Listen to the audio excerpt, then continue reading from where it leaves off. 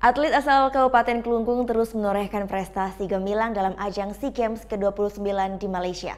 Setelah Igede Siman Sudartawa, kini giliran atlet karate Joyistri Agung Sanistiarani yang meraih emas pada nomor di bawah 61 kg putri.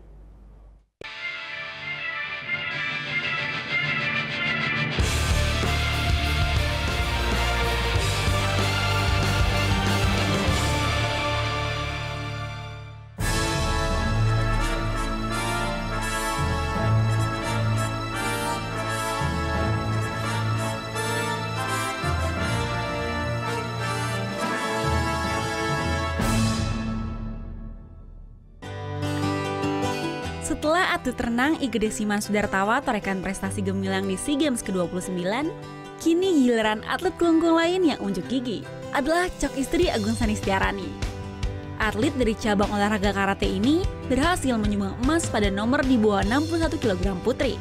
Joyistri Agung Sanistiarani berasal dari Desa Bakas, Kecamatan Banjarangkan, Kelungkung. Perempuan yang kerap disapa Joyis ini adalah anak pertama dari 4 bersaudara, pasangan Joyistri Agung Suratmirah dan Cokorda Gede Purnomosidi.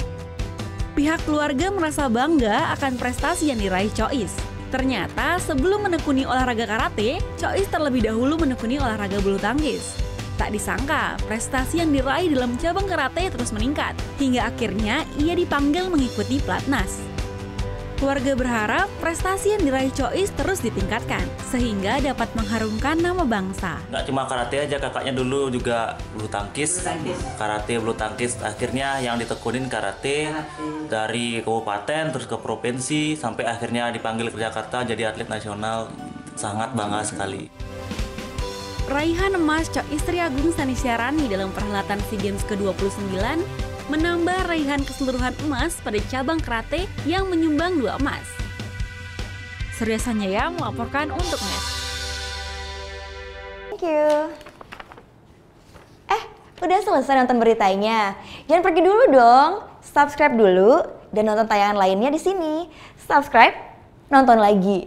Subscribe, nonton lagi.